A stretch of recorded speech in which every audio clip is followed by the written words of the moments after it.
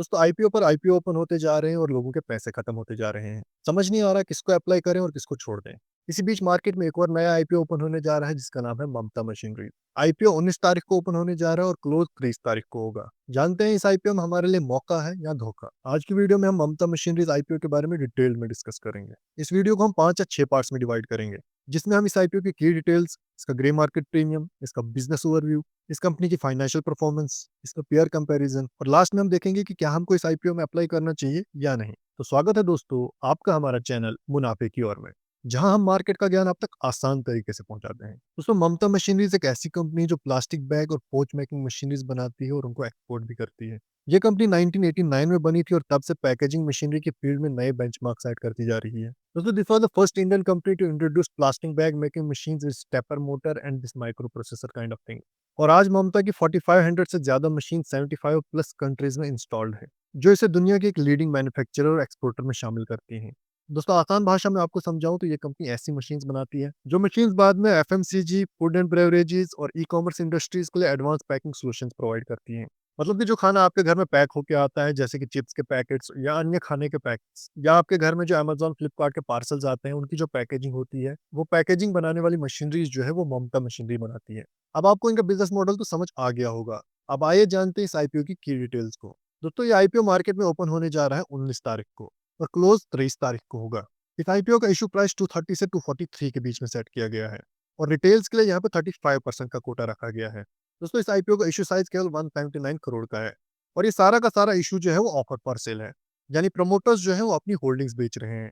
मतलब ये सारा का सारा पैसा जो है प्रमोटर्स की जेब में जाने वाला है। इस पैसे का इस्तेमाल कंपनी के यूज़ में नहीं लाया जाएगा, जो कि थोड़ा कंसर्निंग तो ज़रूर है, क्योंकि आगे जब हम इसके फाइनेंशियल देखेंगे तो आपको पता चलेगा कि इसके फाइनेंशियल भी थोड़े खराब ज़रूर हैं। तो आईपीओ के पैसे को प्रमोटर्स की जेब में ना डालते हुए अगर कंपनी के यूज़ में लाया जाता तो एक अच्छी बात हो सकती थी। दोस्तों इसकी फेस वैल्यू रहने वाली है ₹10 पर इक्विटी शेयर और एम्प्लॉइज़ के लिए यहाँ पे ₹12 का डिस्काउंट रखा गया है। दोस्तों अगर 19 से लेकर 23 के बीच में आपने इस आईपीओ में अप्लाई कर दिया तो 24 तारीख को आपका इसमें अलॉटमेंट देखने को मिलेगा। 26 तारीख को या तो आपको रिफंड मिल जाएगा या तो आपके शेयर्स डीमैट में क्रेडिट हो जाएंगे। और इस आईपीओ की लिस्टिंग डेट 27 दिसंबर को बताई जा रही है। रिटेल कोटा में आप मिनिमम एप्लीकेशन ₹14,823 की लगा सकते हो, जिसमें आपको 61 शेयर्स का एक लॉट मिलेगा।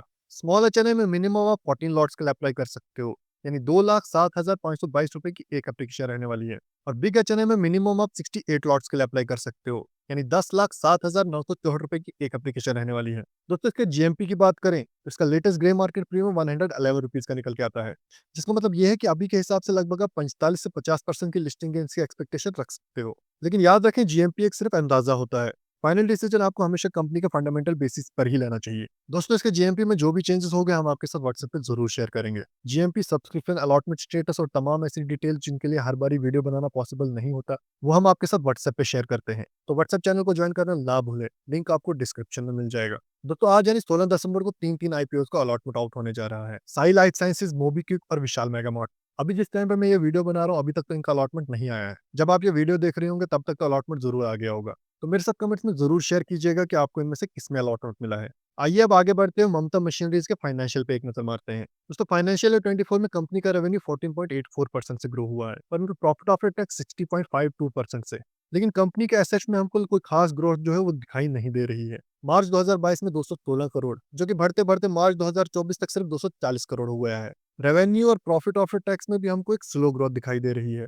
एक पॉजिटिव बात यहाँ पे यह है कि इन्होंने अपना कर्जा जो है वो कम किया है। जून 2024 में इनके पास सिर्फ 4 करोड़ 34 लाख का कर्जा है। तो अगर हम इसके पेयर कंपैरिजन की बात करें तो अपने पेयर कंपैरिजन में इन्होंने राजो इंजीनियरिंग, विंडसोर और काबरा का नाम दिखाया है, जिसमें से काबरा का पी 30 का निकल के आता है और राजो का पी 57 का निकल के आता है। और अगर हम ममता मशीनरीज के पी की बात करें तो इसका पी रेशियो जो है वो 16.58x का निकल के आता है, जबकि इंडस्ट्री का पी 43.90x का निकल के आता है। तो अब सवाल आता है कि क्या मैं इस आईपीओ में अप्लाई कर रहा हूँ या नहीं। दोस्तों ममता मशीनरी एक स्ट्रॉन्ग एक्सपोर्ट फोकस्ड कंपनी तो जरूर है, जो एडवांस टेक्नोलॉजी और क्वालिटी ड्रिवन प्रोडक्ट्स भी बनाती है, लेकिन इसकी फाइनेंशियल ग्रोथ जो है वो काफी स्लो है। लेकिन वहीं दूसरी तरफ इसका जीएमपी भी काफी प्रॉमिसिंग लग रहा है। मेरे पर्सनल एनालिसिस के हिसाब से तो मैं इस आईपीओ में अप्लाई जरूर करूंगा, लेकिन फिर भी अगर कोई मार्केट सेंटीमेंट बदला तो मैं आपके साथ व्हाट्सएप पे जरूर शेयर करूंगा। फाइनल डे यानी 23 दिसंबर को 2 से 3 बजे के आसपास मैं आपके साथ व्हाट्सएप चैनल पे अपने डिसीजन शेयर करूंगा। तो व्हाट्सएप चैनल को ज्वाइन करना ना भूलें। दोस्तों, ये वीडियो सिर्फ एजुकेशनल और इन्फॉर्मेशन पर्पसेस के लिए है। कोई भी इन्वेस्टमेंट करने से पहले अपने फाइनेंशियल एडवाइजर से कंसल्ट जरूर कीजिएगा। दोस्तों, ये थी हमारी आज की वीडियो जिसमें हमें ममता मशीनरी आईपीओ के बारे में बात की। अगर आपको ये वीडियो हेल्पफुल लगा तो इसको लाइक करें और अपने दोस्तों के साथ शेयर जरूर करें। नए आईपीओ के डिटेल एनालिसिस के लिए हमारे चैनल को सब्सक्राइब करना ना भूलें। मिलते हैं अगले वीडियो में, तब तक के लिए सीखते रहो, समझते रहो और मुनाफे की ओर बढ़ते रहो। धन्यवाद।